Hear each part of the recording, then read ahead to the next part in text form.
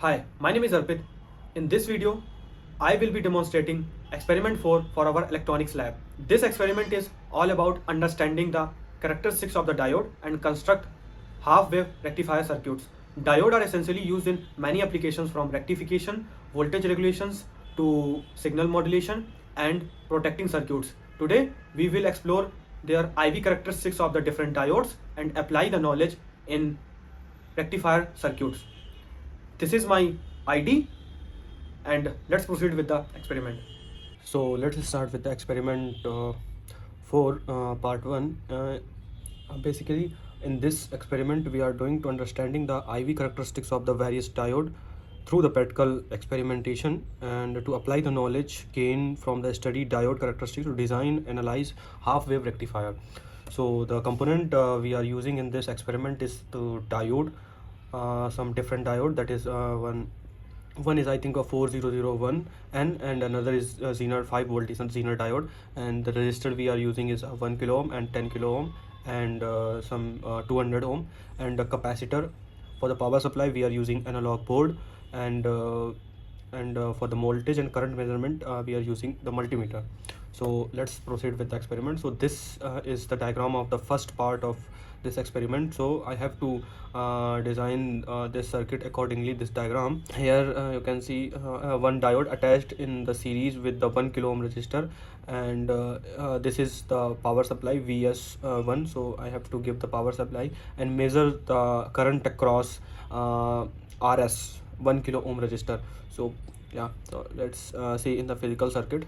So this is the physical circuit, as you can see. So this is the diode, and this is a 1 kilo ohm resistor connected with the series, and this blue wire is going to the channel A, and green wire is going to the ground. So let's giving the power supply to this diode and start checking what is the forward bias voltage, you can say breakdown voltage.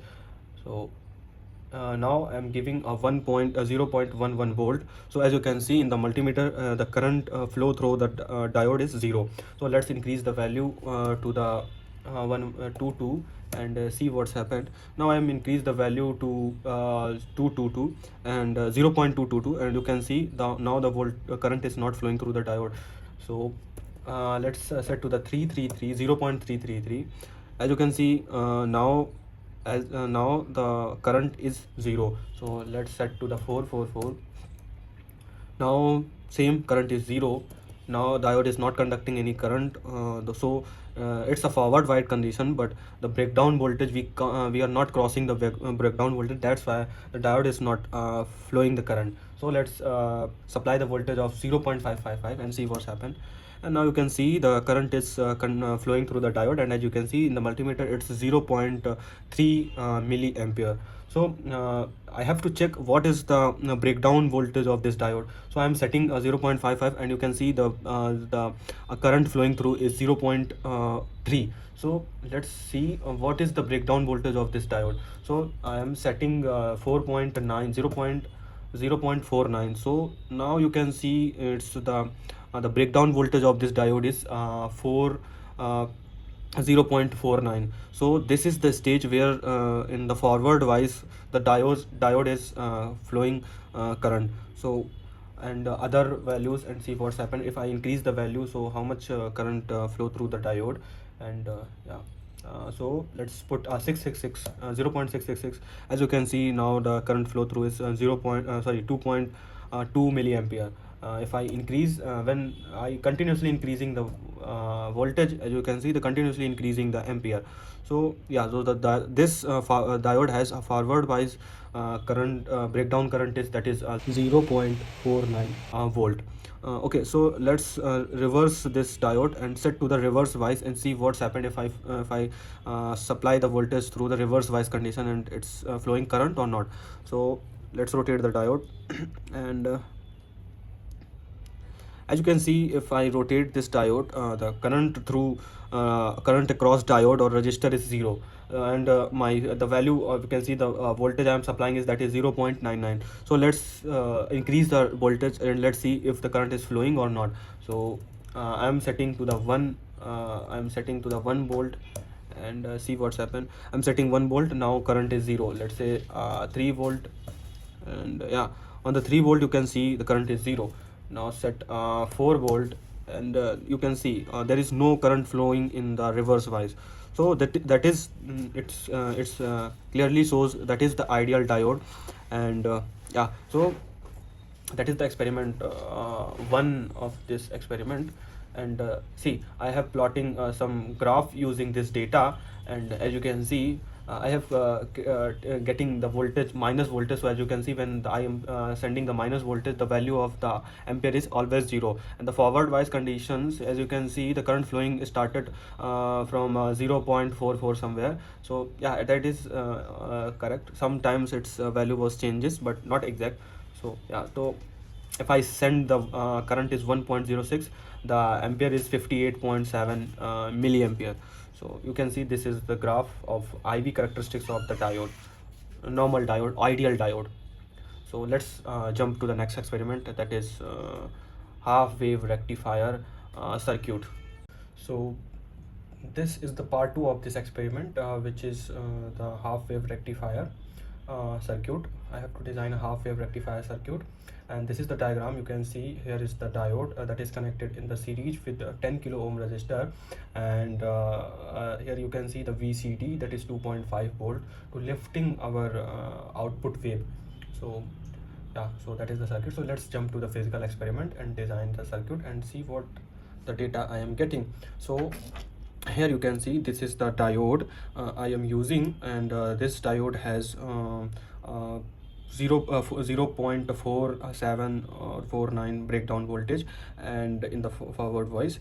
And this is the 10 kilo ohm resistor connected in the series, and this pin is goes to the channel B, and this pin is goes to the channel A, and this is 5 volt, and this is a ground. So here is one thing I am adding a temp pot in this experiment. For that, when whatever voltage I want, whatever voltage I want to lift my sine wave, I just rotate my knob and it's to become lifted. So as you can see, I am not right now I'm setting to the 0.5 volt lifting lift to the lifting sine wave, and you can see am I rotating this sine wave, and it's set to the 1 volt. So that's why I'm using this accordingly what voltage I want to do this. I have using this trim board. If I can directly connect to the 2.5 volt, but just for the different use, I use this trim board.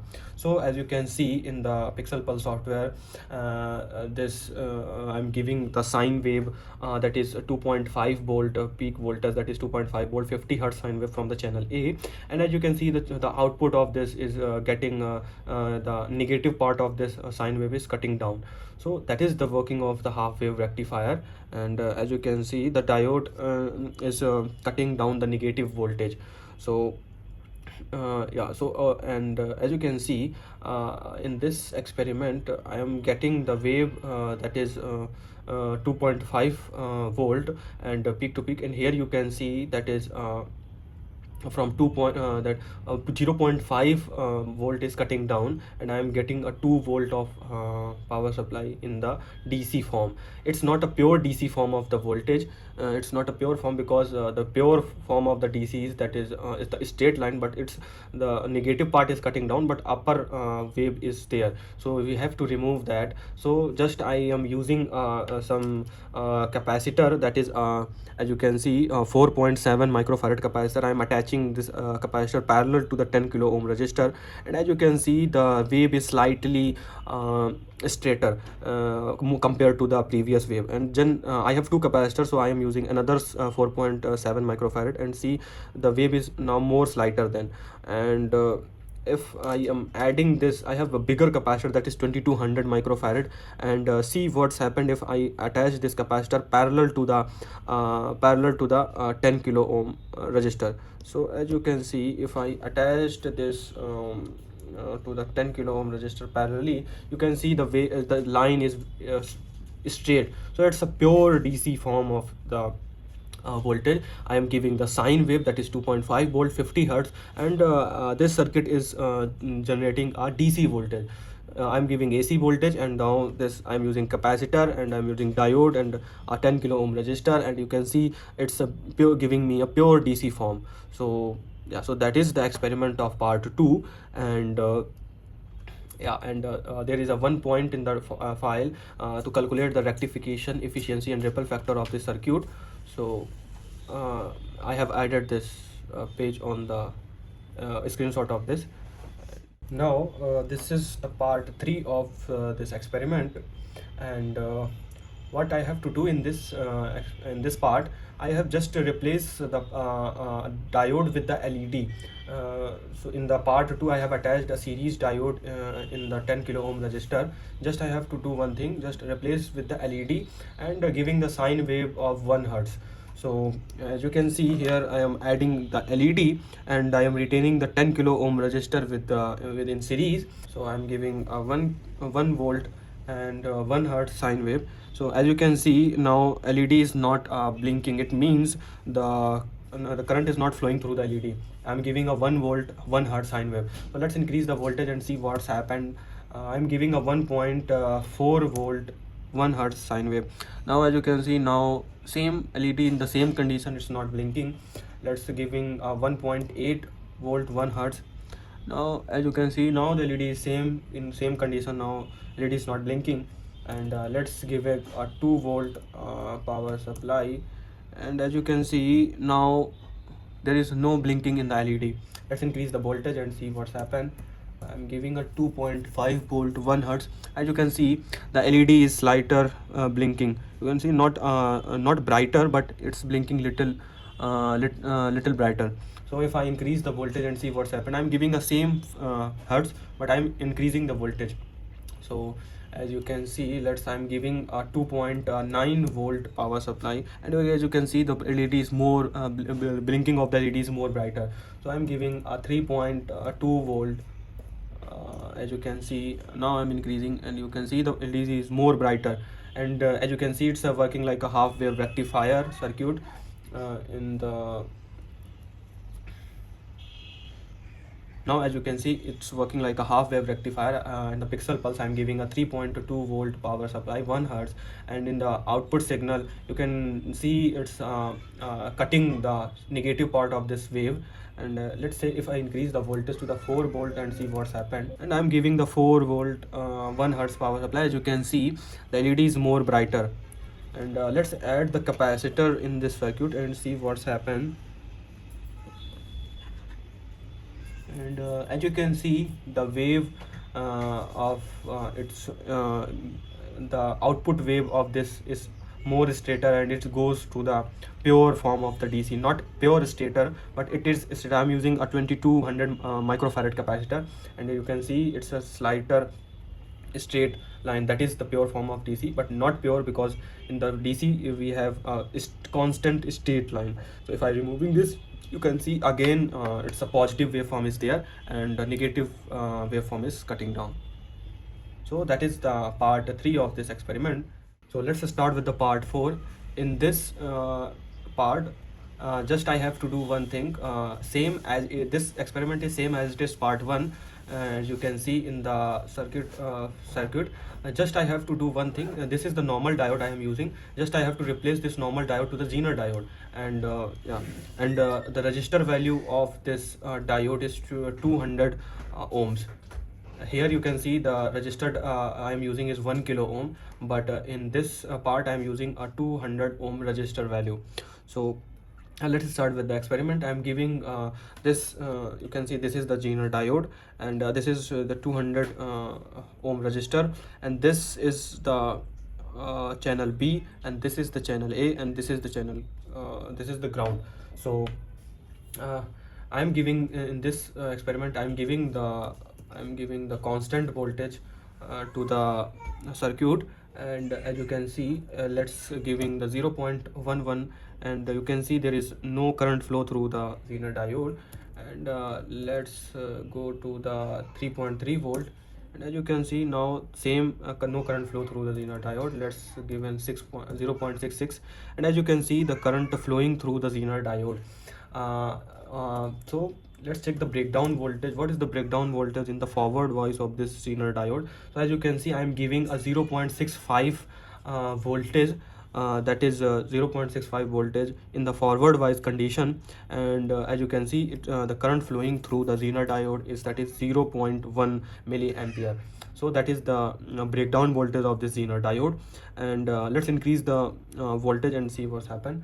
So I'm giving 1 volt power supply, and you can see the volt ampere flowing through the Zener diode is increased, that is 40 milliampere. So yeah, just now I'm doing one thing. I'm rotating this Zener diode in the reverse bias condition and see what the behave in the reverse bias condition. So in the reverse bias condition, I am giving a 1 volt 1 volt constant voltage, and as you can see, the current flow through the Zener diode is 0. So let's increase the voltage in the behavior of the Zener diode. It's flowing current in the both direction, but the breakdown voltage for the both is different. In the forward bias, we can check. I'm recently checked the breakdown voltage is 0.65 volt. And let's check in the reverse bias condition what is the breakdown voltage of this Zener diode in the reverse bias condition. So I'm giving a 2.5 volt power supply in the reverse bias condition, and see the current is flowing through the Zener diode, and you can see the current is 0.2 milliampere.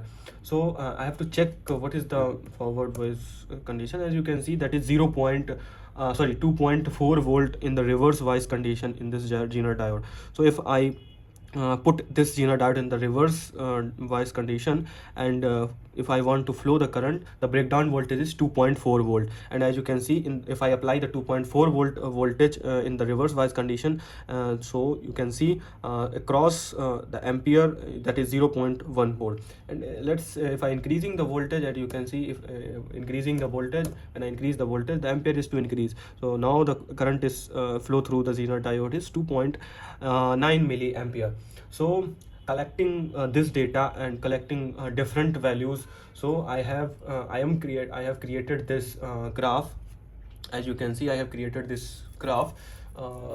This is the graph of IV characteristics of the Zener diode. As you can see, when I giving the -5 volt, the ampere is -52.3 something, and if I'm giving a 0 volt, now it's a 0 volt. And now for the breakdown voltage, that is something 6.66, and if I increase the voltage to 5 volt, as you can see, 250.2 milliampere current flow through this Zener diode. So the Zener diode is working in the both conditions, reverse and forward bias. For this Zener diode, the breakdown voltage in the forward bias, that is a 0.65 voltage, and for the reverse bias, that is 2.4 volt in the reverse bias condition. That is the part 4 of this experiment. Yeah, so thank you.